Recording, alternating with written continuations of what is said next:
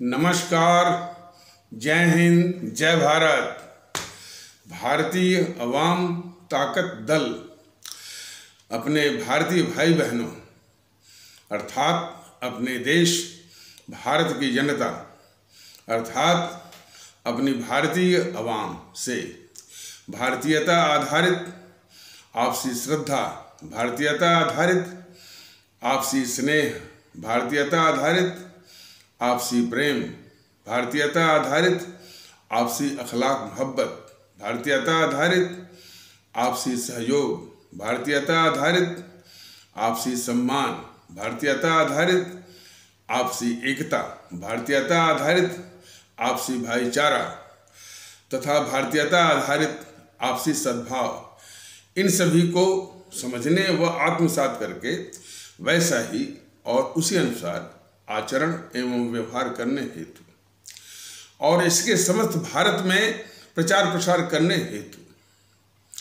और इसकी अहमियत और महत्व को प्रत्येक देशवासी को समझाकर उसे अपनाते हुए वैसा ही और उसी अनुसार आचरण एवं व्यवहार करने हेतु और प्रत्येक देशवासी को अपना ही भारतीय भाई बहन मानकर, समझकर और अपनाकर उनके साथ वैसा ही और उसी अनुसार आचरण एवं व्यवहार करने हेतु सतत, सदैव और हमेशा अदब के साथ, आदर के साथ अर्ज करता है, विनती करता है। देखिए, जहां एक और भारतीय अवाम ताकत दल पूरे देश में और अपने सभी आदरणीय भारतीय भाई बहनों के बीच में भारतीयता आधारित आपसी भाईचारा, भारतीयता आधारित आपसी सद्भाव, भारतीयता आधारित आपसी एकता, भारतीयता आधारित आपसी इखलाक मोहब्बत इत्यादि स्थापित करने के लिए निरंतर प्रयास अभी फिलहाल सोशल मीडिया के, यूट्यूब के वीडियो के माध्यम से कर रहा है। वहीं दूसरी ओर जो विखंडनकारी ताकतें हैं, समाज की जो विघटनकारी ताकतें हैं, जो राजनीतिक दलों के बीच में इसी भारतीय एकता को तोड़ने में लगी हैं और उसी को तोड़ करके और माने जो बिखराव पहले से है उसी बिखराव को और खराब करके और चौड़ा करके जो अपने ऊट सत्ता की वो ऊट सत्ता हथियाने की वो साजिश में निरंतर सक्रिय हैं। यही चीज़ हमारे सभी आदरणीय भारतीय भाई बहनों को समझना है। और इसके अलावा कुछ ऐसे तत्व और उनकी तंजीमें हैं जो नफरत फैलाने का के बहुत बड़े कारक और स्रोत बन गए हैं और आए दिन किसी न किसी रूप में वो देश में नफरत, एक दूसरे के खिलाफ आग उगलना ये जारी रखे हुए हैं। और भारतीय अवाम ताकत दल ने अपने आदरणीय भारतीय भाई बहनों को भी बताया है और ये आदरणीय श्री मोदी महोदय हमारे माननीय प्रधानमंत्री को भी चेताया है कि ये सब आपके शासन के ये सब आपके शासनाधीन या आपके शासन के तत्वावधान में ये सब कारगुजारियां हो रही हैं। ये सब देश विरोधी कारगुजारियां हो रही हैं और आप अपने को दावा करते हैं कि आप राष्ट्रवादी हैं। आपके राष्ट्रवाद की असलियत हमारी आवाम जो है वो देख रही है। तो जैसा कि बताया गया, आए दिन किसी न किसी बहाने ये जो तत्व हैं या तंजीमें हैं या उसके जो नेता वगैरह हैं जो एक दूसरे के खिलाफ नहीं बल्कि एक दूसरे जो तबके हैं हमारे भारतीय समाज की उनको भड़काने का या उनके खिलाफ वो जहर उगलने का। तो सुनने में आया है कि ये असदुद्दीन ओवैसी फिर उसने एक जहर उगला है कि हमारे देश के, हालांकि वो मुसलमान कहता है, यही तो बार बार भारतीयों में ताकत उसको चेताता है कि अरे बेवकूफ़, ये मुसलमान कहना छोड़, ये भारत का एक संविधान है। संविधान वो कदापि इसकी मान्यता नहीं देता है कि उनको मुसलमान माना जाए या उनको मुसलमान के रूप में उनको संबोधित किया जाए। इतनी बात आज 4 साल से कही जा रही है और तुम्हारे जैसे बेवकूफ़ की खोपड़ी में ये घुसता नहीं है कि यहाँ के जो कोई भी है न तो मुसलमान है न तो हिंदू है, और ऊपर से ये संविधान का आदेश है और तुम वकालत किया है, तुम संविधान की बात करता है, और यहीं से जो है तुम उस संविधान के वसूलों की हत्या भी वो हत्या निरंतर तुम कर रहा है। तो फिर वो कह रहा है कि अब उसी की शब्दावली में बोलना पड़ेगा। वो कह रहा है कि हमारे देश के मुसलमान जो है कुत्तों की तरह हैं या क्या है वगैरह। इस तरह की बात वो क्यों भड़काता है? जो वह स्थिति है जो हमारे देश में कि हमारे मुल्क में जो हमारे इस्लाम आस्था वाले भारतीय भाई बहन जिनके विषय में वो कह रहा था, वो हमारे एक सम्माननीय भारतीय नागरिक हैं और उनको भी संविधान के द्वारा और समाज में भी वही अधिकार है और उसी भावना से, उसी अधिकार से जो है वो इस देश में है। ये तो ये तो अच्छा। और ये असदुद्दीन ओवैसी बल्कि उस पर ध्यान दे कि हमारे इसी इस्लाम आस्था वाले भारतीय भाई बहनों, इसके विषय में वो कह रहा है कि वो कुत्तों की तरह है, फलाने ढेकाने। अब वो शायद इस बात पर कह रहा था कि शायद गुजरात में जो गरबा एक वो नृत्य होता है, उसमें कुछ इस टाइप से असामाजिक तत्व जो है पत्थर फेंके थे। तो इसमें जो भी माने सामाजिक सद्भाव बिगाड़ता है तो उन तत्वों के खिलाफ तो सख्त कार्रवाई होनी ही चाहिए। और इसका सबसे बड़ा घटियापन इसका ये है, ये असदुद्दीन ओवैसी का, कि हर चीज को वो हिंदू मुस्लिम के नजरिए से देखता है और जो तत्व जो है वो सामाजिक सद्भाव बिगाड़ते हैं उनके खिलाफ सख्त कार्रवाई होनी ही चाहिए। और इसकी समस्या क्या, जो ये नफरत फैलाता है हमेशा जो है वो बस इसी निगाह से देखता है कि ये हिंदू है, ये मुस्लिम है। तो इस तरह की वो गंदगी फैलाया। यदि उसको वो कभी भी इस बात का जिक्र नहीं करता है कि हमारे इसी इस्लाम आस्था वाले भारतीय भाई बहनों के तबके से पीएफआई जो है लोगों को रेडिकलाइज करता है, वो भी इसी भारत के खिलाफ इस पर इसकी घिघी बंद रहती है। और घिघी बंद नहीं रहती है, ये असदुद्दीन ओवैसी या इसकी पार्टी के लोग आतंकवादियों को कानूनी सहायता प्रदान करते हैं और पीएफआई जैसे पीएफआई है, सिमी है, एसडीपीआई है, इस पर इसकी घिघी बंद रहती है। और उसी हमारे इस्लाम आस्था वाले भारतीय भाई बहनों के तबके से जो पत्थरबाज हैं उस पर भी इसकी जो है वो घिघी बंद रहती है। और बात पर कुछ ऐसे भी तत्व हैं जो कि सरतंग से वो जुदा वाली बात करते रहते हैं, उस पर भी इसकी घिघी बंद रहती है।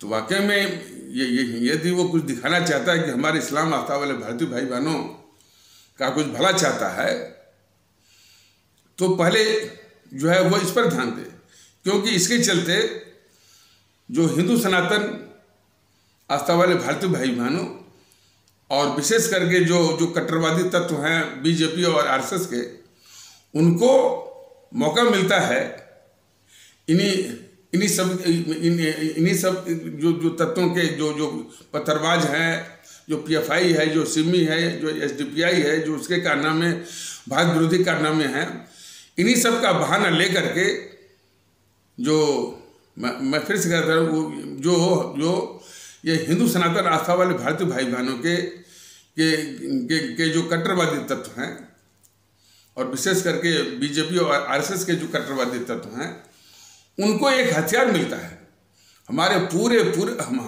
के पूरे इस्लाम आस्था वाले भारतीय भाई बहनों के तबके को निशाना बनाने का। तो इस प्रकार से कहा जा सकता है कि ये असदुद्दीन इस भारतीय समाज के लिए इतना खतरनाक बन गया है कि उन सारे जो तंजीमों और तत्वों पर जो है वो मैंने उसको संभालने के बजाय, उनके अस्तित्व को खत्म करने के बजाय, ताकि इस देश में शांति आए, सुकून आए और भाईचारा आए, तो उनको खत्म करने के बजाय उन पर या तो इसकी घिघी बंद रहती है या मुख्य समर्थन रहता है, जिनके चलते आरएसएस, बीजेपी और हिंदू सनातन आस्था वाले भारतीय भाई बहनों के तबके से जो कट्टरवादी तत्व हैं, बराबर जो है उनको मौका मिलता है, उनको हथियार मिलता है हमारे पूरे के पूरे इस्लाम आस्था वाले भारतीय भाई बहनों पर निशाना बनाने का। ये दुखड़ा है। और इसके अलावा असदुद्दीन ओवैसी के अलावा ये पुष्पेंद्र कुलश्रेष्ठ, यति नरसिम्हानंद सरस्वती, वामन मिश्रम, तौकीर रजा, शफीकुर रहमान वर्क इत्यादि। और फिर सुनने में आया है कोई राजरत्न अंबेडकर और प्रकाश अंबेडकर जो कि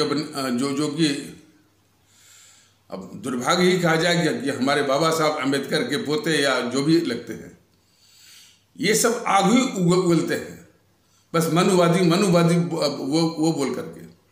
और वामन मिश्रम तो हमेशा उसकी जबान पर रहता है सवर्ण करके जो है।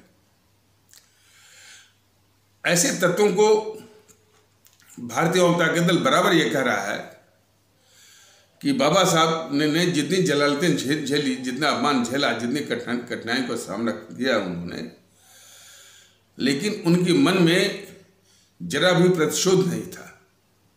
यही बात वो सिखा के गए और इसके बावजूद भी वो बोल के गए कि हमारे देश में एक जातिविहीन समाज होना चाहिए।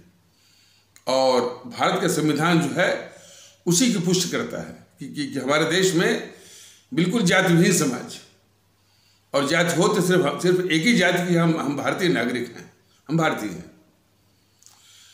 इसकी तो बाबा साहब के इस पैगाम और उनके सहयोग से बना हुआ संविधान के संदेश कि हमारी एक ही जाति है, कि हम भारतीय हैं, इसका सरासर बराबर उल्लंघन, उसकी हत्या, उसको परे से रौंदने का काम उन्हीं बाबा साहब के नाम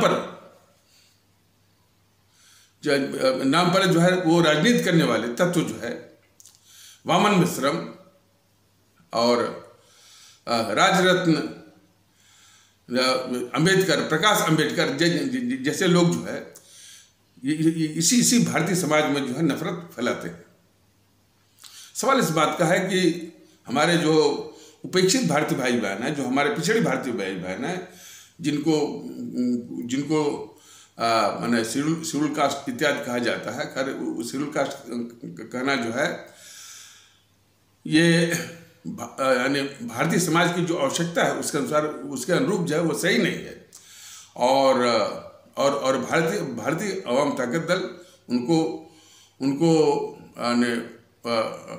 भारतीय भाई बहन का सम्मान देने के लिए जो वो संबोधन कि हमारे भारतीय भाई बहन हैं, लेकिन अभी भी जो उनको वाजिब उनका जो हक है अब सम्मान का अभी भी मिल पाने में अभी बाकी है जो है।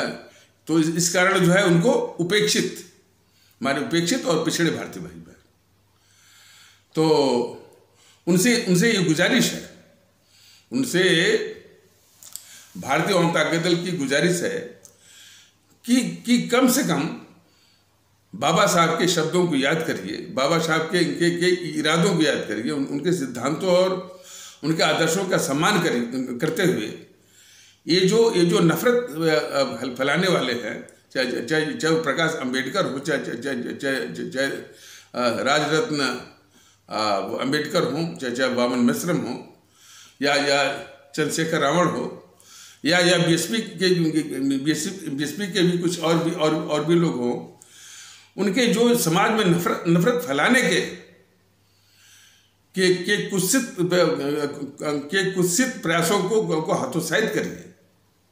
और हतोत्साहित करने का एक सबसे सशक्त जो तरीका है कि उनकी सभाओं को शून्य करिए।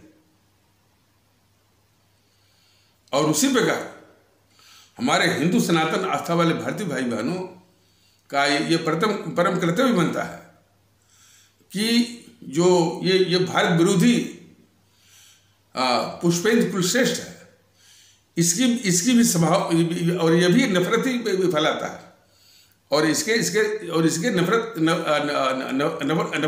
फैलाने का जो तरीका वही है कि हमारे इस्लाम आस्था वाले भारतीय भाई बहन और उनका जो विश्वास पंथ है इस्लाम, दोनों पर जो है अनर्गल, आधारहीन और कुतर्कों के साथ वो आक्रमण करता है। तो आक्रमण तो एक बहाना है, लेकिन उसका जो मूल उद्देश्य है कि हमारे भारतीय समाज में नफरत फैलाना। और वही हाल जो है यति नरसिम्हानंद सरस्वती का है। और उसी तर्ज पर ये तौकीर रजा और शफीकुर रहमान वर्क इत्यादि हैं सब। असदुद्दीन ओवैसी कभी भी इस पर ध्यान नहीं देता है कि उसी का छोटा भाई क्या बोलता है कि 15-20 मिनट के लिए पुलिस तो सेना हटाइए, तुम्हें किस स्तर का और कितने बड़े पैमाने पर हिंसा, मारकाट और नरसंहार मचाऊंगा, तो बेहतर क्या उस पर ध्यान देना।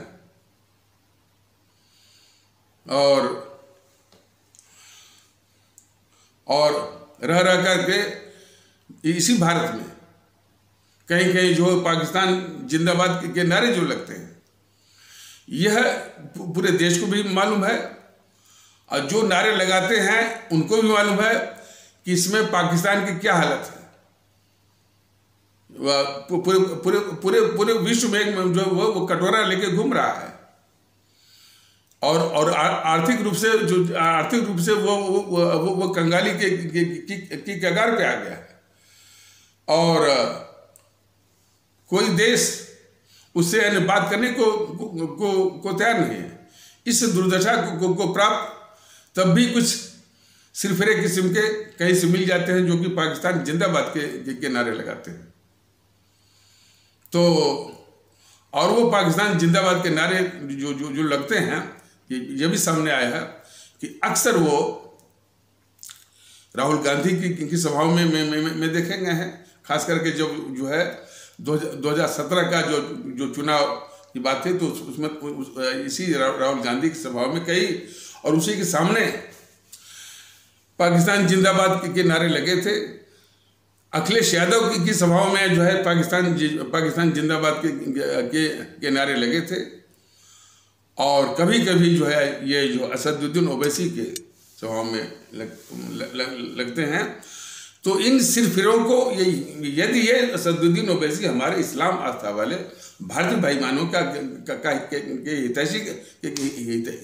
हितैषी बनने का दावा करता है, दम भरता है, तो इस तरह के तत्वों को कैसे काबू किया जाए, कैसे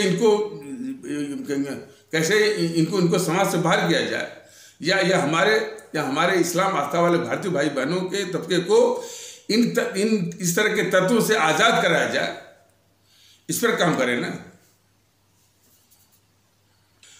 तो भारतीय वामता दल इस तरह के जो हमारे समाज में एक तबके के खिलाफ जो है वो जो आग उगलते हैं, जहर उगलते हैं, नफरत फैलाते हैं, उनके विषय में जो बताया है, खास करके जो जैसे वामन मिश्रम सीधे ब्राह्मण कहे जाने वाले भारतीय भाई बहन या सवर्ण कहे जाने वाले भारतीय भाई बहनों के खिलाफ निरंतर वो आग उगलता है, तरह के उसके अपने तरीकों के द्वारा। वही हाल जो है वो प्रकाश अंबेडकर और राजरत्न अंबेडकर इत्यादि, और वो चंद्रशेखर रावण इत्यादि, और ये पुष्पेंद्र कुलश्रेष्ठ, यति नरसिम्हानंद सरस्वती, तौकीर रजा, शफीकुर रहमान वर्क, इनके लिए भारतीय वामता दल ने बराबर कहा है कि जो क्रमशः जो हमारे भारतीय समाज के तबके जो है, तबके के लोग जो है क्रमशः जो है इनकी सभाओं में जो भीड़ लगाते हैं, उनकी भीड़ को शून्य किया जाए। अब देखिए भारतीय वामता दल ये कह रहा है कि जो नफरत फैला रहे हैं उनके हौसले को पस्त करने के लिए जो है वो इनकी भीड़ को इनके मजमे को शून्य किया जाए, ये निवेदन कर रहा है। उसको जो है ये प्रदीप सिंह जैसे गद्दार इसलिए कहा जाएगा कि भारतीय वामता दल इन समाज में नफरत फैलाने वालों को पस्त करने के लिए एक आह्वान कर रहा है कि भाई इनकी सभाओं को शून्य किया जाए। उसको ये गद्दार प्रदीप सिंह जैसे लोग कहते हैं कि ये राजनीतिक पार्टियों में जो है उनको ये मना करते हैं कि जो है उनकी सभाओं को शून्य किया जाए। हमारे सभी आदरणीय भारतीय भाई बहन इस चीज़ को बहुत गौर से देखें कि भारतीय वामता दल बराबर कर रहा है कि पुष्पेंद्र कुलश्रेष्ठ हों, चाहे यति नरसिम्हानंद सरस्वती हो, चाहे वामन मिश्रम हो, चाहे चंद्रशेखर रावण हो, चाहे प्रकाश अंबेडकर हो, चाहे राजरत्न वो अंबेडकर हो है, और तौकीर रजा हो, असदुद्दीन ओवैसी हो, तो शफीकुर रहमान वर्क हो इत्यादि, इसी तरह के जो निरंतर किसी न किसी बहाने से हमारे भारतीय समाज में नफरत का जहर बराबर घोलने में हमेशा वो लिप्त हैं और सक्रिय हैं, उनको पस्त करने के लिए जो भारतीय वामता दल निवेदन कर रहा है, हमारे क्रमशः हमारे भारतीय समाज के उन तबकों से, जैसे गद्दार पुष्पेंद्र कुलश्रेष्ठ को हतोत्साहित करने के लिए ये जिम्मेदारी हमारे हिंदू सनातन आस्था वाले भारतीय भाई बहनों की है कि वो पुष्पेंद्र कुलश्रेष्ठ को हतोत्साहित करें, उसके हौसले को पस्त करें, उसकी सभाओं में उसकी सभाओं को शून्य करके। और उसी प्रकार हिंदू सनातन आस्था वाले भारतीय भाई बहनों की ही जिम्मेदारी बनती है कि यति नरसिम्हानंद सरस्वती के मंसूबों को पस्त करने के लिए उसकी सभाओं को शून्य करिए। और उसी प्रकार हमारे इस्लाम आस्था वाले भारतीय भाई बहनों की जिम्मेदारी बनती है कि वो जो है असदुद्दीन ओवैसी, अकबरुद्दीन ओवैसी, तौकीर रजा और शफीकुर रहमान वर्क, इनके मंसूबों को, इनके गतिविधियों को कुचलने के लिए वो इस्लाम आस्था वाले भारतीय भाई बहन यानी इनकी सभाओं को शून्य करें। और उसी प्रकार हमारे जो पिछड़े भारतीय भाई बहन हैं, हमारे जो उपेक्षित भारतीय भाई बहन हैं, उनसे गुजारिश करता है हमारा ये भारतीय वामता दल कि हमारे ये भारतीय भाई बहन, चाहे वो चंद्रशेखर रावण हो, चाहे वामन मिश्रम हो, चाहे प्रकाश अंबेडकर हो, चाहे वो राजरत्न अंबेडकर हो, इन्हीं तरह के इनके हौसलों को, इनकी गतिविधियों को और इनके मंसूबों को बिल्कुल पस्त करें और इनको कुचलें। और वही तरीका कुचले का है कि इनकी सभाओं को शून्य करें। ये बार बार भारतीय जनता दल अपने क्रमशः जो है जो तबके हैं हमारे भारतीय समाज के या हमारे भारतीय भाई बहनों के समाज के, उनसे बार बार ये स्पष्ट रूप से निवेदन कर रहा है। उसको ये गद्दार किस्म के प्रदीप सिंह, गद्दार किस्म के आशुतोष वगैरह उसको इस चीज़ को किस तरह से उसको घुमा देते हैं। कहते हैं कि वो यूट्यूब वाले सर कहते हैं कि किसी की सभाओं में मत जाइए। तो इस प्रकार से ये आशुतोष जैसे प्रदीप सिंह जैसे लोग जो है देश में नफरत फैलती रहे, इसकी साजिश करते हैं। और किस तरह का आग उगलते हैं ये सब जो लुटियन पत्रकारों का जो गिरोह है, जो कि जीएनपीसी के गांधी नेहरू परिवार चांडाल चौकड़ी के द्वारा ही पैदा किया गया, उसी के द्वारा पाला गया। और उसी के लिए चुनावी माहौल सब ये बनाने के लिए ये जो लुटियन पत्रकारों का गिरोह है जिसका कि सरगना है रवीश कुमार और आशुतोष जैसे लोग, वो आशुतोष जैसे लोग जो है भारतीय जनता दल जो पूरे देश में एकता लाना चाहता है, भारतीयता आधारित एकता लाना चाहता है, आप वो जो है भाईचारा लाना चाहता है, उसको ये आशुतोष कह रहा था कि ये सर्वोच्च न्यायालय जो है धृतराष्ट्र की तरह जो है आंखें बंद करके बैठा हुआ है। और बीजेपी वाले भी बैठे हुए हैं जो कि यूट्यूब वाले सर मतलब मुझे जो है रास्ते से वो हटाते नहीं हैं। ये भारतीय जनता दल आशुतोष जैसे देश के गद्दार पत्रकारों से के सामने प्रश्न रख रहा है कि जिस समय हमारे इसी दिल्ली में 6000 सिख आस्था वाले भारतीय भाई बहनों का सरेआम कत्ल कर रही थी ये जीएनपीसी, जिसके कि तुम लोग अंधभक्त हो, जिसके लिए तुम लोग जो है चुनावी माहौल बनाते हो और जिसके कि तुम लोग पालतू हो, उसके टुकड़ों पर पलने वाले। तो वही जीएनपीसी गांधी नेहरू परिवार चांडाल चौकड़ी काकस जो है 1984 में हमारे 6000 सिख आस्था वाले भारतीय भाई बहनों का सरेआम कत्ल कर रही थी। उनके शरीर पर जो है टार बांध करके उनको जला रही थी जीएनपीसी। तब तुम्हारी वो घिघी बंद हो गई थी ये कहने के लिए कि सर्वोच्च न्यायालय यानी क्यों आग पर पट्टी बांध कर बैठा हुआ है। तब तुम कहाँ थे? तो हमारे देश के लोग, हमारे आदरणीय भारतीय भाई बहन, इस इतने घोर गद्दार जो पत्रकारों का ये जो गिरोह है और उसमें जो ये पत्रकार आशुतोष जैसे, इनको ठीक से पहचाने। और ये भी तब मानेंगे, ये बराबर ये पैसे मांगता है, ये आशुतोष जो पैसे मांगता है कि ये स्वतंत्र पत्रकारिता देखना चाहते हैं तो हमको सब्सक्राइब करिए, पैसे दीजिए। बताइए, जिस पत्रकार को यदि हमारे देश में यदि अच्छे स्तर की जागरूकता हो जाए तो ऐसे पत्रकारों को लात मार करके यानी देश के बाहर कर देना चाहिए। वो पैसे मांगता है और वो भी झूठ बोल करके स्वतंत्र पत्रकारिता के नाम पर। भारतीय जनता दल ये बस यही बताना चाहता है कि ये मीडिया का जो वर्ग है, मीडिया में जो पत्रकारों का जो गिरोह है, वह भारत के लिए और हमारी खास करके अपने भारतीय आवाम के लिए कितनी सब घातक शत्रु हैं, ये पहचान लीजिए। इसलिए इनकी किसी भी बात पर इनकी किसी भी बात को हमारे आदरणीय भारतीय भाई बहन बस सिर्फ सुन भर ले, जरा भी गौर न करें और ये मानते हुए कि ये सब देश विरोधी हैं, भारत विरोधी हैं।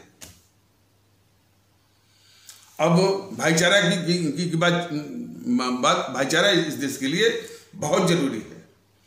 जो लोग भी भाईचारा हुआ, गंगा जमुनी तहजीब हुआ, दुआबी संस्कृति हुआ, इसके लिए जो प्रयास है बिल्कुल वो सराहनीय है।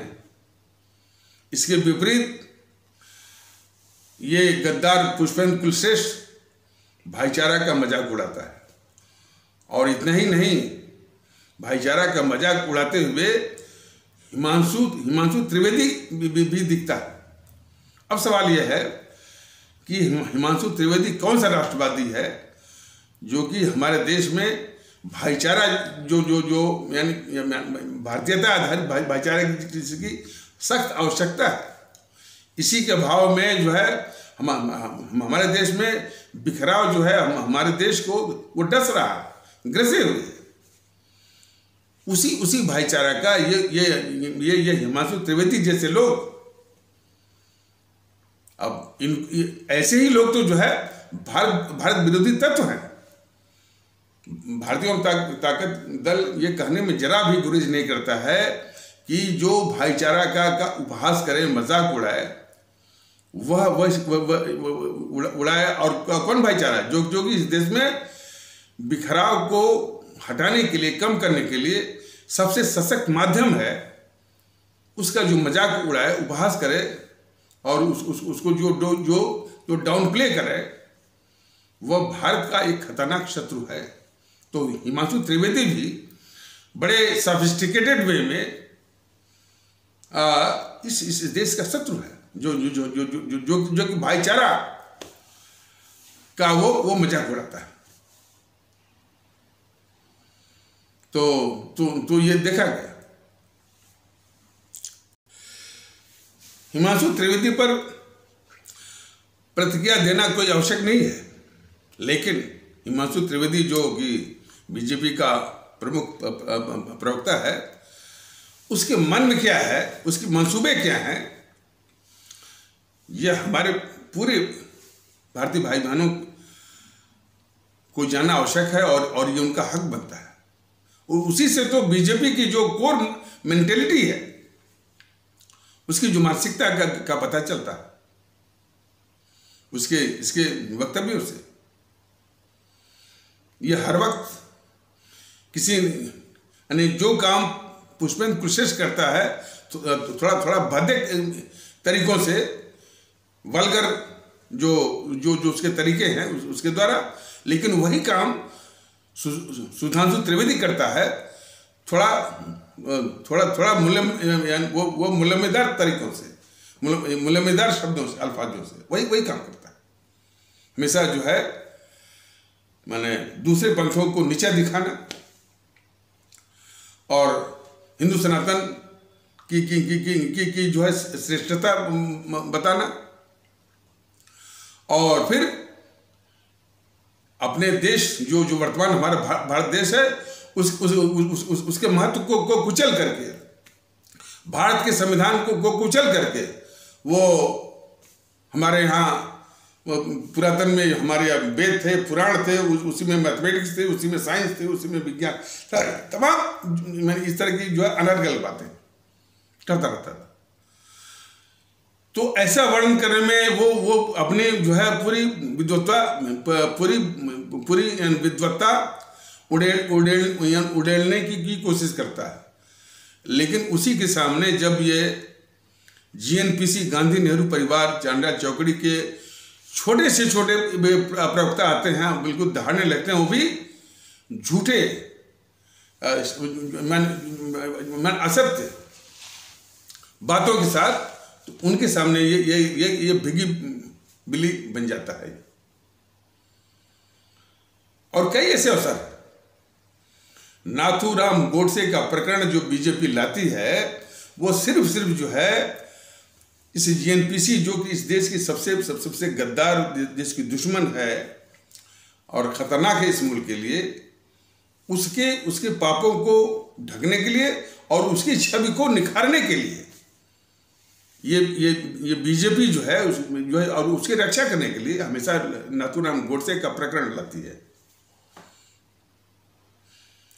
भारतीय जनता दल ने बराबर बताया है कि नाथूराम गोडसे का जो प्रकरण है वो मोहनदास करमचंद गांधी की हत्या में वो ये सुधांशु त्रिवेदी जैसे लोग इसकी मांग नहीं करते हैं कि कम से कम जो है वो मोहनदास करमचंद गांधी की हत्या का जिसमें कि मोहनदास करमचंद गांधी का पोस्टमार्टम भी नहीं हुआ, उसके मृत्यु की जांच भी नहीं हुई। यदि वो पोस्टमार्टम होता और जांच होती तो ये बात बिल्कुल स्पष्ट सामने आती थी कि नाथूराम गोडसे ने तो सिर्फ 2 ही गोली मारी थी। इस मोहनदास करमचंद गांधी को 3 गोली लगी थी। वो तीसरी गोली किसकी थी? इसी तरह से माने जब ये हत्या हुई थी ये मोहनदास करमचंद गांधी की 30 जनवरी 1948 को, उसके पहले कई बार आक्रमण हो चुके थे मोहनदास करमचंद गांधी पर। तो ये जांच होती तो ये पता लगता ना, पता लगता कि इसमें ये और ये सवाल आता है ये बिल्कुल वाजिब और जो है और स्वाभाविक सवाल है कि जो जवाहरलाल नेहरू उसमें उस समय देश का प्रधानमंत्री है वो, और ये बराबर चमचागिरी भी करता है मोहनदास करमचंद गांधी की बापू बापू करके, उसी के बापू के ऊपर वो आक्रमण हो रहे हैं। और ये जवाहरलाल नेहरू प्रधानमंत्री के रूप में भी उनकी सुरक्षा की व्यवस्था नहीं कर रहा है। तो ये एक वाजिब सवाल और जो है स्वाभाविक प्रश्न तो होते हैं ना, और इसी पर काफी जांच होती तो स्पष्ट रूप से ये सामने वो आ गया होता कि इस मोहनदास करमचंद गांधी की हत्या में प्रमुख हाथ जो है जवाहरलाल नेहरू का ही था। और सबसे बड़ा जो कारण ये था कि वो जवाहरलाल नेहरू जिसका कि प्रधानमंत्री बनना लगभग असंभव था। हमारे सभी आदरणीय भारतीय भाईमान इसको गौर से समझे, बिल्कुल यानी फार बियॉन्ड इम्पॉसिबिलिटी। कैसे कि जिसको प्रधानमंत्री बनने के लिए एक भी कांग्रेसी उसका समर्थक नहीं था सिवाय इस मोहनदास करमचंद गांधी के। और वो मोहनदास करमचंद गांधी इस कांग्रेस का प्राथमिक सदस्य ही नहीं था। और हमारे देश की जो जनता थी अधिकांश वो जिन्ना साहब के पक्ष में थी। वो इस आधार पर शायद उसको मालूम पड़ गया था कि जो जिन्ना साहब के मेडिकल सेक्रेटरी ने कांग्रेसियों को चिट्ठी लिखी थी कि इनको बोन टीबी है और ये कुछ ही वक्त के मेहमान हैं, कि हमने कुछ ही दिन या महीना या साल के मेहमान हैं। इसलिए उस समय की आवाम जो है इस पक्ष में थी कि देश को विभाजन के खतरे को टालने के लिए जो है जिन्ना साहब को देश का पहला प्रधानमंत्री बनाने के अलावा और कोई चारा नहीं है। ये उस समय की अधिकांश आवाम जो है उसका ही मत था। तो इस प्रकार जो है लगभग क्या कि बिल्कुल पूरी तरह से beyond impossibility, far beyond impossibility कि ये इसको प्रधानमंत्री बनना ही नहीं था। उसको इस गद्दार मोहनदास करमचंद गांधी ने प्रधानमंत्री बनवाया। और जरा सुनिए ना, तो जब इससे पूछा गया इस गद्दार मोहनदास करमचंद गांधी से जो पूछा गया कि भाई जिस जवाहरलाल नेहरू के पक्ष में एक भी कांग्रेसी नहीं था, उसको आपने भारत का पहला प्रधानमंत्री क्यों बनवाया? तो कितना घटिया किस्म का तर्क वो देता है मोहनदास करमचंद गांधी। कहता है कि इसको बड़ी अच्छी अंग्रेजी आती है, विदेशों से संबंध बनाने में काफी काबिल है और ये बहुत अच्छा अंग्रेज है। तो इसके पहले भी भारतीय जनता दल ने बताया और ये बार बार बताने की जरूरत है और हमारे सभी भारतीय भाई बहनों को समझने की भी जरूरत है कि जिन अंग्रेजों के खिलाफ हमारे हमारे अमर शहीदों ने जान दी, अपने प्राण दिए, फांसी के फंदे को चूमा और मौत को गले लगाया,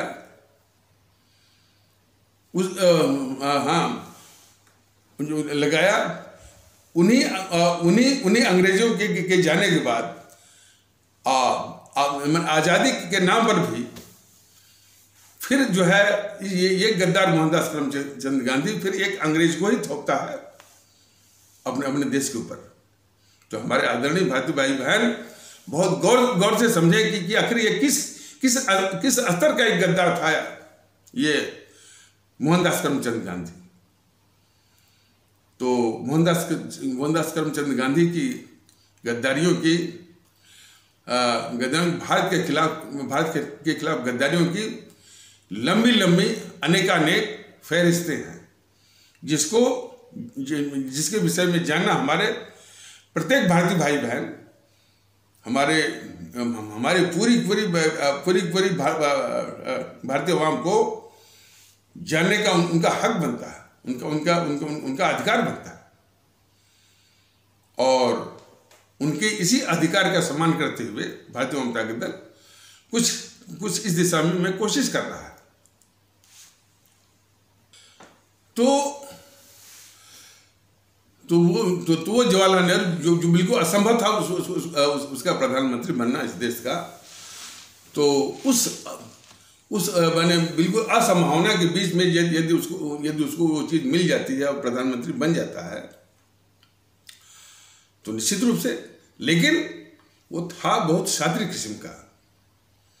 और इसको समझाने के लिए भारतीय जनता दल ने वही बताया कि यदि कोई मान लीजिए अपराधियों का एक गिरोह हो, एक गैंग हो और उस अपराधियों का एक गिरोह का एक सरगना है और उस गिरोह के किसी सदस्य की मदद से कोई एक बहुत बड़ा महत्वपूर्ण मकसद को हासिल करता है उस गिरोह का सरगना, तो वो मकसद हासिल होते ही उस सदस्य जिसकी मदद से उसने वो उस मकसद को हासिल किया है, सबसे पहले मैंने जिसकी मदद मैंने जिसको सीढ़ी बना करके वो मकसद को हासिल किया है, सबसे पहले उस सीढ़ी या उस गिरोह के सदस्य को तुरंत समाप्त करता है। ऐसा फिल्मों में भी आपने देखा, इसलिए कि अब वही सदस्य उसके लिए खतरा बन जाता है कि किसी वक्त भी ये मुंह खोल सकता है और इस तरह से जो है सबसे खतरनाक उसके लिए बन सकता है। ठीक वही चीज जो चीज इसके लिए बिल्कुल असंभव थी, इस जवाहरलाल नेहरू के लिए प्रधानमंत्री बनना, तो वो चीज हासिल होते ही और जिसके बूते ये प्रधानमंत्री बना, वो गद्दार मोहनदास करमचंद गांधी के बूते, तो वो मोहनदास करमचंद गांधी अब इसके लिए जो है बहुत ही खतरा बन गया, खतरनाक हो गया। तो इस मोहनदास करमचंद गांधी को अपने रास्ते से हटाने के लिए गद्दार जवाहरलाल नेहरू को बहुत आवश्यक हो गया। ये सच्चाई है, यह हकीकत है। तो अपने रास्ते से हटाने के लिए गद्दार जवाहरलाल नेहरू इस गद्दार मोहनदास करमचंद गांधी को अपने रास्ते से हटाने के लिए, जबकि अपरेंटली बाहर उसको मतलब बापू करके वो चमचागिरी भी करता था। और ऐसा अक्सर देखा जाता है कि बाहर काफी चमचागिरी और तमाम सम्मान, तमाम आत्मीयता दिखाते हैं, लेकिन उसी को जो है वो रास्ते से हटाते भी हैं। तो ये जांच होती तो पता चलता। तो इसी का अब देखिए, इतनी बड़ी साजिश किया इसने, गद्दार जवाहरलाल नेहरू ने मोहनदास करमचंद गांधी को अपने रास्ते से हटाने के लिए, इसलिए कि वो सबसे बड़ा खतरा था गद्दार जवाहरलाल नेहरू के लिए। अब इसको बचाने के लिए, मैंने गद्दार जवाहरलाल नेहरू को बचाने के लिए तुरंत कूद पड़ती है ये आरएसएस। तो जो ये गोडसे था, इसको सिखा पढ़ा के भेजती है। हालांकि वो गोली भी चलाया था, ऐसी बात नहीं थी, वो गोली भी चलाया था, लेकिन उसी को गोली से मरे ऐसा नहीं है। उसने चलाया 2 गोली, और जो है जो निर्णायक गोली थी वो तीसरी वाली थी। और वो तीसरी गोली कहां से चली, कौन चलाया, यह जांच का विषय था। जिस जांच को जेएनपीसी वालों ने जानबूझ करके यानी वो जांच नहीं करवाया, ताकि ऐसा न हो कि ये नेहरू जो है वो बेनकाब हो जाए कि इसी का सबसे बड़ा हाथ था मोहनदास करमचंद गांधी की हत्या में। ये सारा तथ्य जो है ये, अच्छा हाँ, और आरएसएस जो है कूद पड़ी और इसने यही सिखाया पढ़ाया गोडसे को कि तुमको कुछ और बोलना ही नहीं है, चाहे सार्वजनिक रूप से, जहाँ भी तुमको वक्तव्य देना है, तुमको बस यही रट लगानी है कि हमने गांधी को मारा, हमने ही गांधी को मारा, हमने ही गांधी को मारा। और अपनी बात को बल देने के लिए, पुश करने के लिए इसने किताब भी लिख दी गोडसे ने कि हमने गांधी को क्यों मारा।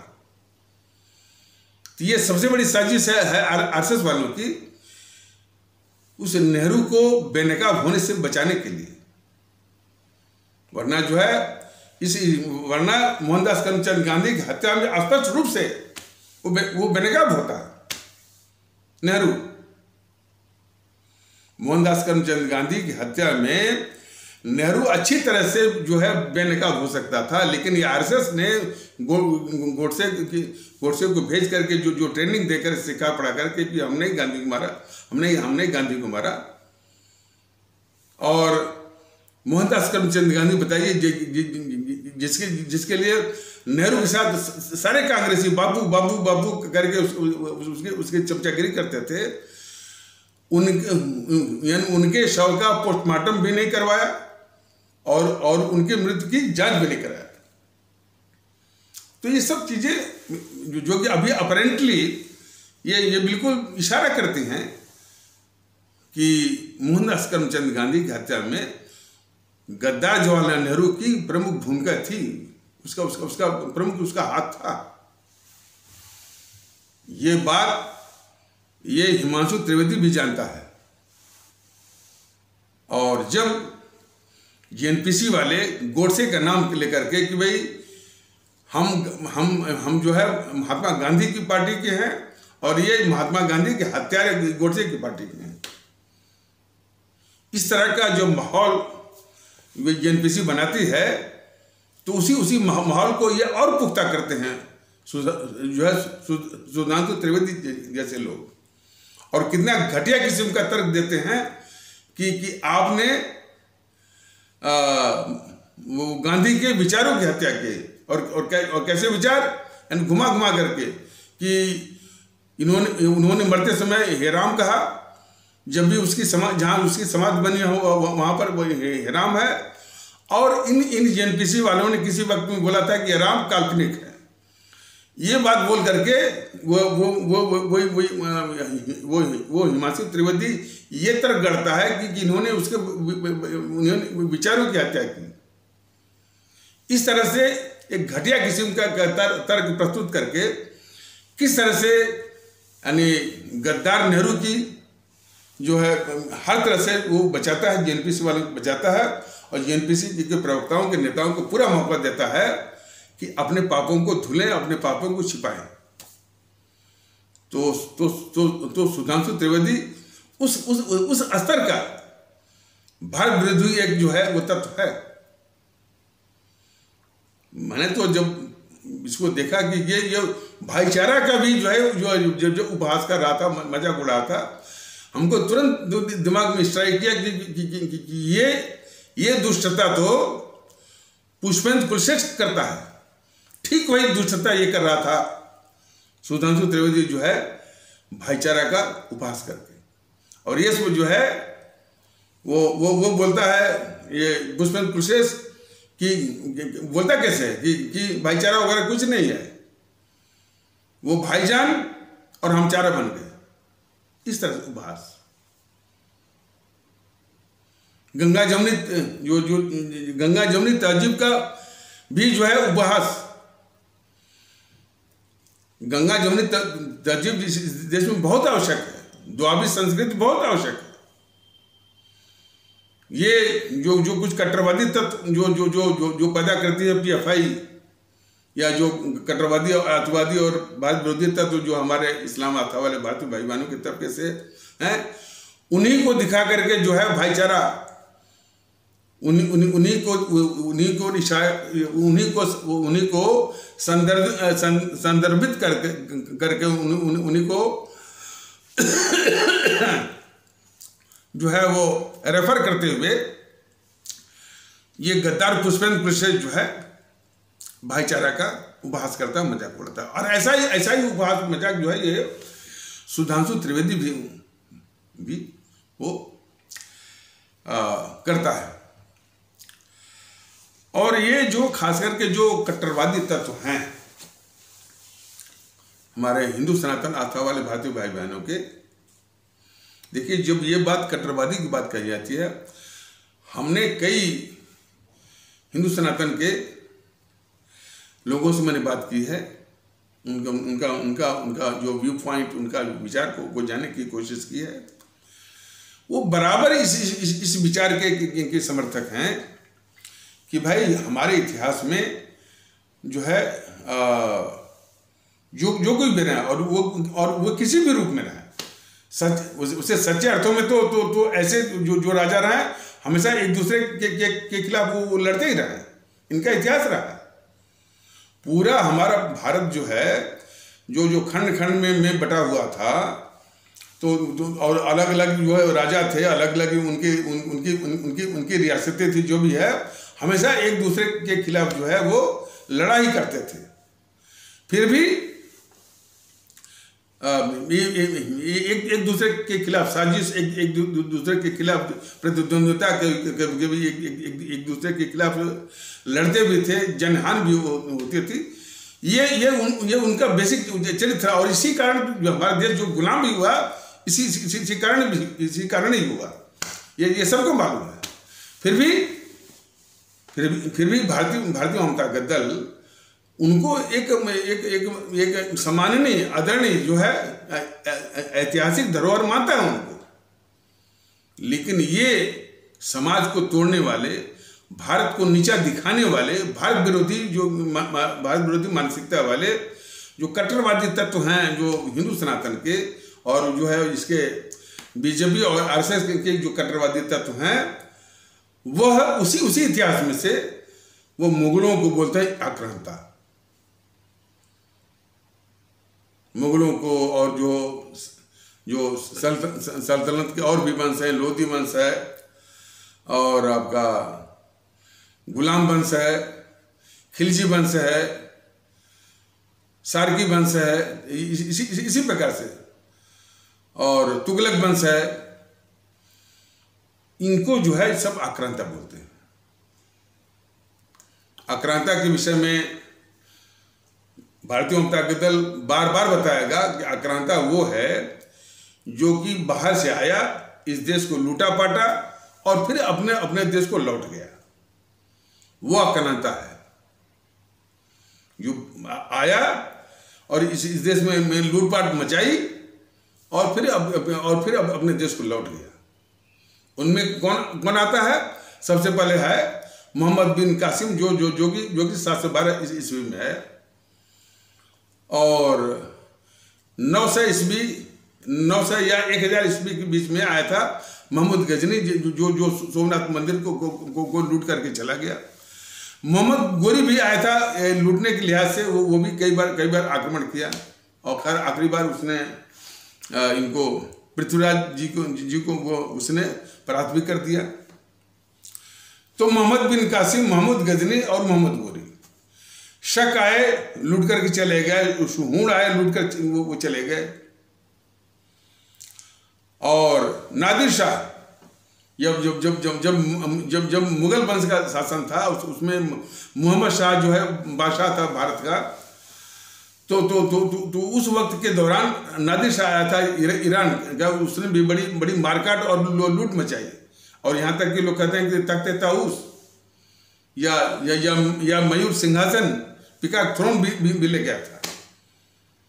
और इसके बाद अंग्रेज यहाँ आए, 190 साल तक वो शासन किया, और 45 ट्रिलियन डॉलर जो है लूट करके फिर वो चले गए, वो इंग्लैंड वापस ब्रिटेन चले गए।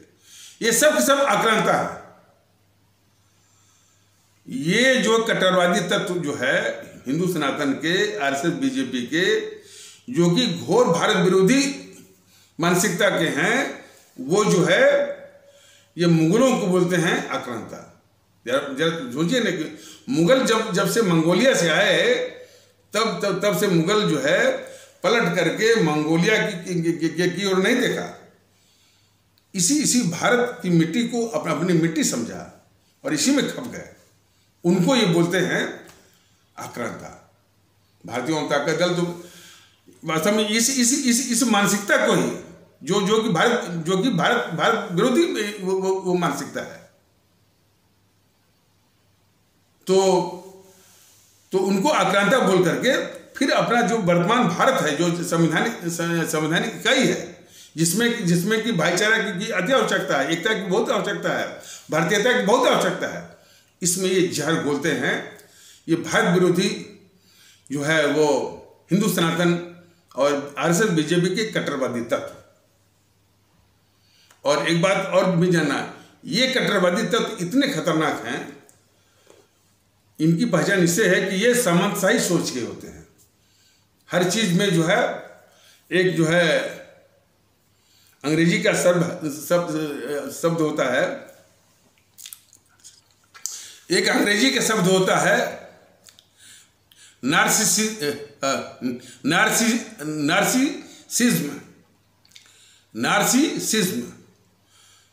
उसकी स्पेलिंग है NARCISSISM, यानी अपनी बिल्कुल अतिशयोक्ति वाली जो है तारीफ।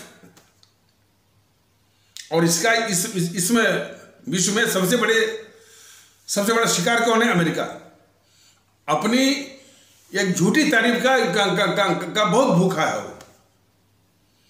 और उसी प्रकार से ये जो हमारे हिंदू सनातन आस्था वाले भारतीय भाई बहनों के तबके का एक हिस्सा है जो सामंतशाही सोच का है। वो हमेशा जो है अपने जो ये तो smug belief and false pride के आगे नार्सिसिज्म का बहुत बड़ा शिकार है। हमेशा जो है अपने हिंदू सनातन को सबसे ऊंचा और इस्लाम, ईसाई, सिख पंथ को नीचा, निरंतर ये कर करके हमारे देश में नफरत जो है ये सबसे बड़ा राष्ट्रद्रोह है, सबसे बड़ा भारत द्रोह है। उसी कृति को सब करते रहते हैं। सिर्फ हिंदू सनातन को हमेशा वो दूसरे पंथों से श्रेष्ठ बताने और दिखाने की कुचेष्टा में।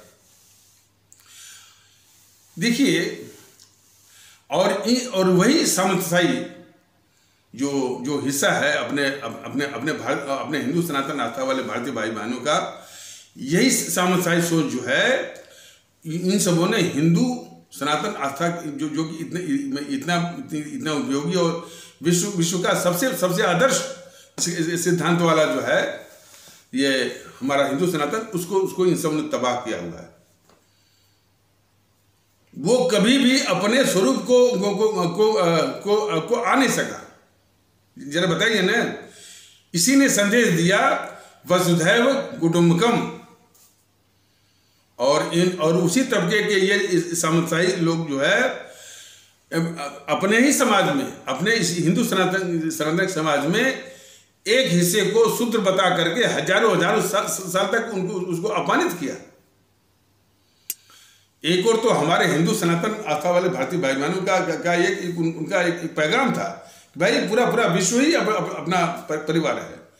लेकिन ये जो सामंतशाही सोच के हैं हमारे हिंदू सनातन में, इन सबों ने हमारे इसी हिंदू सनातन आस्था वाले भारतीय भाई बहनों के तबके के एक हिस्से को शूद्र बनाकर, शूद्र कह करके किस कदर उनको अपमानित किया, और वो भी थोड़े समय के लिए नहीं, हजारों हजार साल तक के लिए, जिसके लिए हमारे बाबा साहब जो हमारे इस देश के, हमारे मुल्क के अनमोल रत्न है, उनको संघर्ष करना पड़ा। हालांकि ये बहुत कहते हो दुख है कि उनके आदर्शों को आज उन्हीं के नाम पर राजनीति भुनाने वाले उनके आदर्शों की हत्या कर रहे हैं, लेकिन उनको संघर्ष करना पड़ा। उस अपराध को आज तक जो है हिमांशु त्रिवेदी जैसे लोग जो है कबूलते तक नहीं। तो ये बहुत खतरनाक किस्म के जो है ये सामंतशाही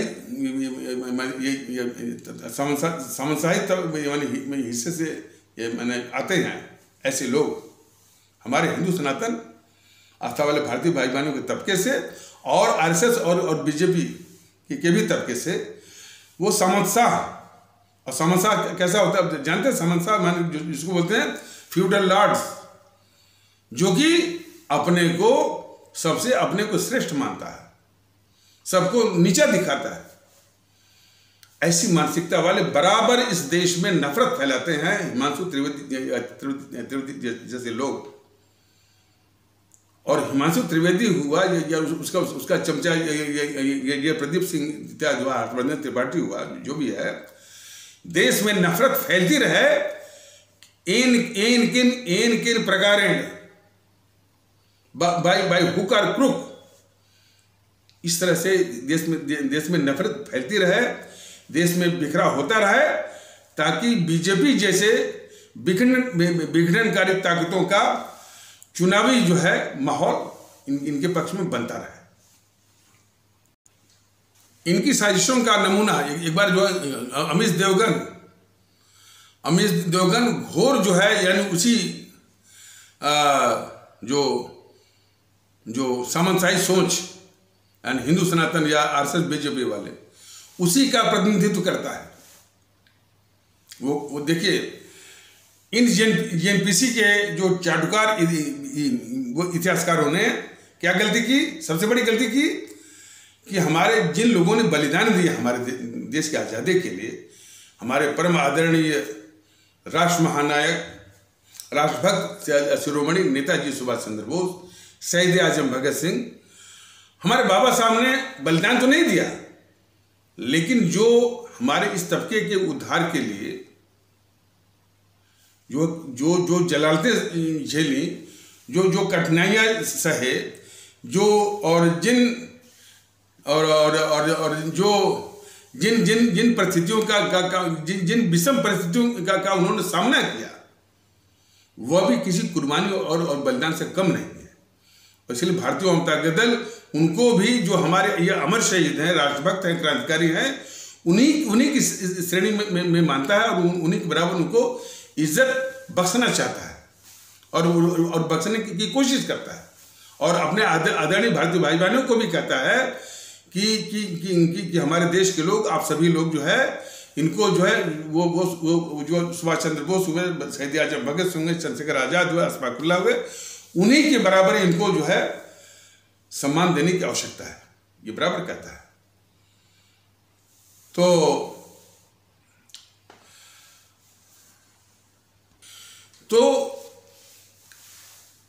जो इन सबों ने, जो जेएनपीसी वालों ने, जेएनपीसी के चाटुकार इतिहासकारों ने हमारे जो बता रहे, हमारे परम आदरणीय राष्ट्र महानायक, राष्ट्रभक्त शिरोमणि नेताजी सुभाष चंद्र बोस, शहीद आजम भगत सिंह और बाबा साहब अम्बेडकर, और अमर शहीद चंद्रशेखर आजाद, अमर शहीद अशफाकुल्ला और अमर शहीद खुदीराम बोस, अमर शहीद सुब्रमण्यम भारती, अमर शहीद श्रीमती रानी लक्ष्मीबाई, अमर शहीद श्रीमती रानी चंद्रमा, अमर शहीद श्रीमती रानी गड्डू इत्यादि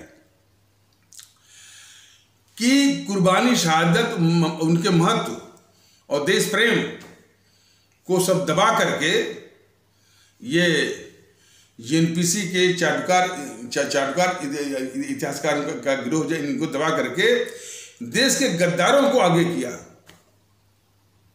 देश के गद्दार मोहनदास करमचंद गांधी और गद्दार जवाहरलाल नेहरू को आगे किया और इन्हीं की झूठी महिमा मनन का एक जहरीला वातावरण पूरा बना दिया और उसी जहरीले वातावरण को सभी पुष्ट करते हैं, उसी का सभी समर्थन करते हैं। जेएनपीसी ने तो बनवाए हैं, उसी का ये बीजेपी वाले भी समर्थन करते हैं, सपा वाले भी समर्थन करते हैं, टीएमसी तो इसी जेएनपीसी से ही निकली है, वो भी वही करती है, आरजेडी भी वही करती है, एनसीपी भी इसी जेएनपीसी से निकली, वो भी करती है, शिवसेना तो उसके साथ ही रहती है और डीएमके, एआईएडीएमके, टीडीपी, बीजेडी सभी करते हैं। वही नेहरू गांधी की माने ये इन दो गद्दारों, दो प्रमुख गद्दार मोहनदास करमचंद गांधी, गद्दार मोहनदास करमचंद गांधी और गद्दार जवाहरलाल नेहरू की झूठी महिमा मंडन का जहरीला वातावरण का सभी समर्थन करते हैं। और हमारे जो अमर शहीद क्रांतिकारी देशभक्त जिनकी कुर्बानी और शहादत से देश को आज़ादी मिली, हमको आप सबको आज़ादी मिली, उनको दबा करके और उनको किसी को आतंकवादी, भगत सिंह को इसी जेएनपीसी वालों ने आतंकवादी लिखवाया रिकॉर्ड में। इसके विषय में ये बताया भी गया कि राजस्थान की किताबों में अभी भी, राजस्थान की किताबों में अभी भी जो भगत सिंह को आतंकवादी, भारत सरकार के अभिलेख में अभी भी आतंकवादी, और ये यानी भगत सिंह को सरकारी अभिलेख में आतंकवादी जो इन देश के गद्दारों ने, यानी जेएनपीसी वालों ने जो लिखवाया, ये जब मामला जो है मामला जो है काफी वो फ्लेयर अप हुआ, फ्लैश पॉइंट पर आया, तो यहाँ के जो पत्रकार भी तो गद्दारी होते हैं ना, तो वो अपना कंधा झाड़ने के लिए वो मनमोहन सिंह जो कि प्रधानमंत्री था उससे सवाल कर ही दिया कि सर जरा बताइए कि क्या ये बात सही है। उस पत्रकार ने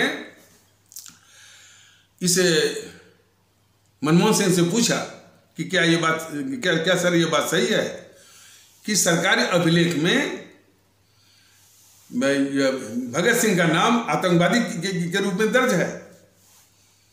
तब ये गद्दार मनमोहन सिंह जो है इस बात को कबूला कि इनका नाम सरकारी अभिलेख में आतंकवादी के रूप में दर्ज है, लेकिन जो कबूला उसने थोड़ा घुमा करके, यानी वो डाइवर्जनरी और डाइग्रेशनल तरीकों से वो उसने कहा कि अरे भाई, ये भगत सिंह लोग इतने महान हैं कि वो सरकारी अभिलेख के मोहताज नहीं है। देखिए क्या मुलम्मेदार शब्दों से अपने उस गलती को जस्टिफाई कर रहा था ये गद्दार मनमोहन सिंह। तो ये सत्य है कि इन गद्दार जेएनपीसी वालों ने हमारे शहीद आजम भगत सिंह को जो है आतंकवादी लिखवाया, और उसी के साथ, उसी जेएनपीसी के साथ ये केजरीवाल इस देश का गद्दार सरकार बनाया 2013 में, और फिर यही गद्दार केजरीवाल जो है भगत सिंह का फोटो लगाता है, और वो भगवंत मान जो है उनके कोई भटकल कला उनका गांव है, भगत सिंह का, वो वहां जाकर शपथ लेता है। जो केजरीवाल की पार्टी, आम आदमी पार्टी जो है 2013 में उस जेएनपीसी, उस कांग्रेस के साथ मिलकर के सरकार बनाती है, जो कि भगत सिंह को आतंकवादी कहती है, और वही आम आदमी पार्टी जो है क्या क्या नाटक और क्या क्या दम भरती है कि जो है वो भगत सिंह का फोटो भी लगाती है, और भगवंत मान मुख्यमंत्री का शपथ लेने के लिए जो है वो भगत सिंह के गांव जो है भटकल कला में सब शपथ भी लेते हैं। तो कितने ये घटिया किस्म के पाखंडी हैं और देश के दुश्मन हैं ये आम आदमी पार्टी वाले और ये केजरीवाल। तो सवाल इस बात का है कि ये जो है हमारे भगत सिंह को इन सबों ने आतंकवादी लिखवाया, और हद तो तब हो गई थी, और हमारे आदरणीय भाजपा ने इस साजिश को बहुत ढंग से समझे। हद तो तब हो गई थी कि जब संघ लोक सेवा आयोग यूपीएससी, जिससे कि आईएएस आईपीएस बनते हैं, उसके मेंस के निबंध में एक बार आया था कि आतंकवादी भगत सिंह पर निबंध लिखिए। बताइए ये कभी भी देश के हो सकते हैं? ये जेएनपीसी वाले कभी भी हो सकते हैं? ये निरा गद्दार है जो कि भगत सिंह को ये सब वो आतंकवादी लिखवाए सब। लेकिन ये फैसला हमारे विशेष करके पंजाब के रहने वाले जो भारतीय भाई बहन है, हमारे सिख आस्था वाले भारतीय भाई, उनको फैसला करना है। यही जेएनपीसी हमारे भगत सिंह को आतंकवादी लिखवाती है। यही जेएनपीसी जो है हमारे 6000 सिख आस्था वाले भारतीय भाई बहनों का कत्ल करती है। तो फिर किस आधार पर हमारे सिख आस्था वाले भारतीय भाई बहन, पंजाब के रहने वाले भारतीय भाई बहन इस गद्दार जेएनपीसी को वोट करते हैं? ये सवाल तो है ना, ये क्वेश्चन मार्क तो है ना। इस सवाल का जवाब ढूंढना पड़ेगा। तो इसी प्रकार का माहौल हुआ कि जिन्होंने इस देश के लिए बलिदान दिया और अपना खून दिया, अपने प्राण दिए, फांसी के फंदे को चूमा, मौत को गले लगाए हंसते, उनको ये जेएनपीसी बिल्कुल दबा के रखी और देश के गद्दारों को आगे करके रखी। ये जहरीला वातावरण जो है ये बीजेपी भी चाहती है, इसलिए बराबर कभी गोडसे कभी सावरकर को लाती है। ये कभी नहीं चाहते, बीजेपी कभी नहीं चाहती, बीजेपी जेएनपीसी तो कर चाहती नहीं है, इसके साथ बीजेपी भी कभी नहीं चाहती है कि हमारा वातावरण जो है वो परम आदरणीय राष्ट्र महानायक, राष्ट्रभक्त शिरोमणि नेताजी सुभाष चंद्र बोस का वाला वातावरण हो, हमारे शहीद आजम भगत सिंह का वातावरण हो, हमारे बाबा साहब अम्बेडकर जी का वातावरण हो, और हमारे जो ये और भी जो अमर शहीद हैं, चंद्रशेखर आजाद, अशफाकुल्लाह खुदीराम, इनका वातावरण हो। ये कभी नहीं चाहते। और क्यों नहीं चाहते हैं? कि सबसे पहले तो ये गद्दार जेएनपीसी बेनकाब होगी जनता के आगे कि जिस गद्दार मोहनदास करमचंद गांधी और गद्दार नेहरू के आधार पर ये भुनाते हैं कि हमने आज़ादी की लड़ाई लड़ी, हमने आज़ादी लाई, ये सब बिल्कुल मिथ्या साबित हो जाएगा। और जनता जागरूक होकर के इनको वोट देना तो बहुत दूर की बात है। मैं सत्य कह रहा हूँ कि जिस समय जागरूकता हो जाएगी तो वोट देना तो बहुत दूर की बात। और जो ये इस देश का लूट करके जो ये कर रहे हैं, भारत जोड़ो यात्रा इत्यादि है, ये बहुत दूर की कौड़ी हो जाएगी। हमारे देश की जनता जागरूक करके, ये देश के सबसे बड़े गद्दार हैं, इनको लात मार करके भारत के बाहर जो है वो कर देगी। ये भी जानते हैं इस बात को। और ये जो नकली राष्ट्रवादी हैं बीजेपी वाले, जो कि इनके राष्ट्रवाद का मतलब है कि इसी खतरनाक जेएनपीसी को बचाना, इस खतरनाक बीजेपी को बचाना, यही इनका राष्ट्रवाद है। इसीलिए कभी भी ये सुभाष चंद्र बोस का वातावरण, हमारे भगत सिंह का वातावरण या हमारे बाबा साहब अम्बेडकर का वातावरण नहीं चाहते हैं। ये गद्दार मोहनदास करमचंद गांधी का वातावरण, गद्दार जवाहरलाल नेहरू का वातावरण चाहते हैं, जो जहरीला वातावरण। अब देश ये समझ रहा है कि ऐसा इस जहरीले वातावरण को खत्म करना ही होगा, इसकी विदाई करनी ही होगी। इसलिए जो है हमारे आदरणीय भारतीय भाई बहन, हमारे वो परम आदरणीय राष्ट्र महानायक, राष्ट्रभक्त शिरोमणि नेताजी सुभाष चंद्र बोस के योगदान को, उनकी देशभक्ति को, उनके राष्ट्रभक्ति को हमेशा याद करिए। याद करके इन जो देश के दुश्मन हैं, भारत के दुश्मन, ये एनपीसी और बीजेपी वाले, इनको ठीक से समझ करके इनको नस्ल में नाबूद करना है। तो हमारे आदरणीय भारतीय भाई बहन यह भी बहुत अच्छी तरह से समझ लें कि गद्दार इस देश का, देखिए जो बार बार गद्दार कहा जाता है, जो कि ये मुल्क हमारे देश के खिलाफ इन सब ने गद्दारी की है, भारत के खिलाफ गद्दारी की है। मोहनदास करमचंद गांधी और जवाहरलाल नेहरू जैसे, और वो अकेले नहीं थे। इसके बाद जो है वो उसकी बेटी इंदिरा, उसने भी गद्दारी की, राजीव गांधी ने भी गद्दारी की, और बाकी तो ये राहुल सोनिया प्रियंका तो खैर गद्दारी जो है ये जारी रखे हुए हैं, और उनका चरित्र जो है देश के सामने है। बस दुर्भाग्य जो है कि अभी भी हमारे इस भारतीय भाई बहनों का तबका अभी भी उनके जाल में फंसा हुआ है। इसीलिए तो भारतीय जनता दल ने, और खास करके और हमको इस बात की बड़ी वो प्रसन्नता है, और उस समाचार को हम जो बल्कि साझा करने बल्कि भूल गए इस एपिसोड में, बताना जरूरी है कि जो हमने आह्वान किया था कि हमारे जो केरल के भारतीय भाई बहन हैं, जो कि सौभाग्य से वो 100% शिक्षित हैं, और बात सत्य है, और हमको बड़ा दुख हुआ कि उनके 100% शिक्षित होने का यही मतलब है, यही तकाजा है कि एनपीसी और या राहुल गांधी जैसे घोर देश के दुश्मन के जो है इस नकली भारत जोड़ो यात्रा में उसका साथ दें। तो ये बहुत प्रसन्नता का विषय है कि उस पर जो है वो प्रतिक्रिया आई केरल में रहने वाले भारतीय भाई बहनों की ओर से कि हम इस कृति पर जो है जो हमारे भारतीय भाई बहन उसकी नकली भारत जोड़ो यात्रा में जो शामिल हुए, इस पर हमको बहुत शर्म आती है।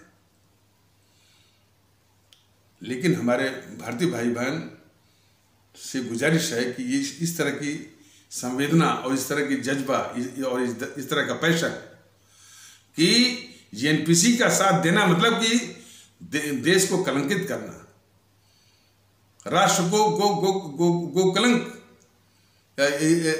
जो है राष्ट्र के ऊपर कलंक लगाना, ग्रेटेस्ट स्लर, सबसे बड़ा धब्बा है ये एनपीसी इस देश के लिए। तो ये इस तरह की अंडरस्टैंडिंग, इस तरह की समझ और इस तरह की जज्बा कम से कम हमारे केरल में रहने वाले भारतीय भाई बहनों की ओर से इसकी शुरुआत होनी चाहिए। और इस प्रकार की अंडरस्टैंडिंग, समझ और जज्बा हमारे पंजाब में रहने वाले भारतीय भाई बहन कि इसको ठीक से समझें इस एनपीसी को कि इस एनपीसी ने हमारे भगत सिंह, शहीद आजम भगत सिंह को आतंकवादी लिखवाता है, और इसने हत्या भी की हमारे 6000 हमारे सिख खाता वाले भारतीय भाई बहनों की 1984 में।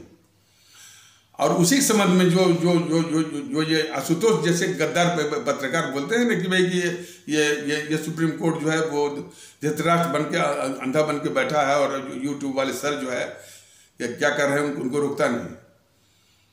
तब तब तुम्हारे जैसे गद्दार पत्रकार आशुतोष, तब तुम कहाँ थे?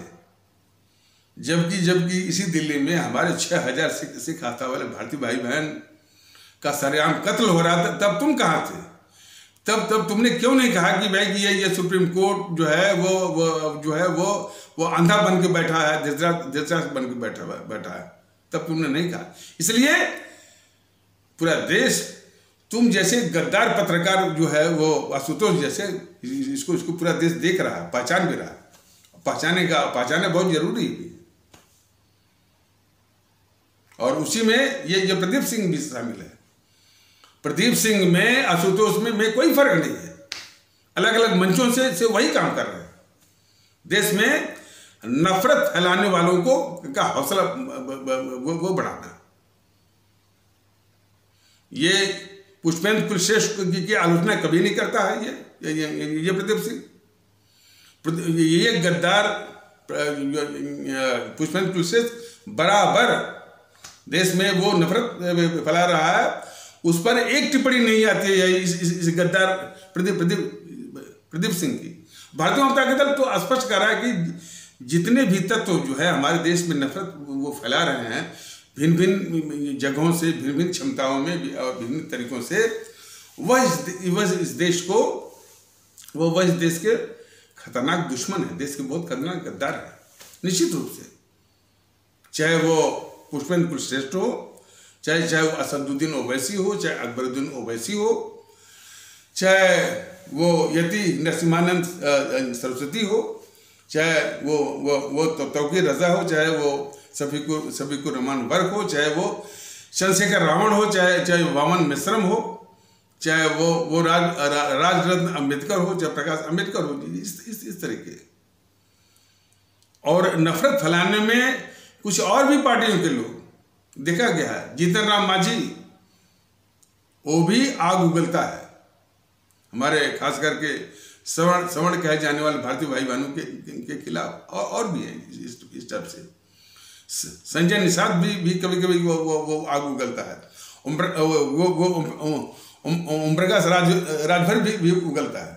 तो खैर हमारे सभी भारतीय भाई बहन भारतीयता के जज्बे पर आए हैं। जो भारतीयता के जज्बे पर आएंगे तो ये सारे देश के दुश्मन का इलाज संभव हो जाएगा। और इसी ईवीएम मशीन पर भारतीयता के आधार पर एक होइए। जब आप एक होंगे तो ये सारी ताकतें पस्त होंगी। तो एक होकर के ईवीएम मशीन पर इस सारी ताकतों को नष्ट में नाबूद और यानी समूल समाप्ति के लिए निश्चय करिए, प्रतिबद्ध होइए, कटिबद्ध होइए। तो इन्हीं आवश्यक शब्दों के साथ इस आवश्यक परिचर्चा को यहीं पर विराम दिया जाता है। तब तक के लिए नमस्कार। जय हिंद, जय भारत।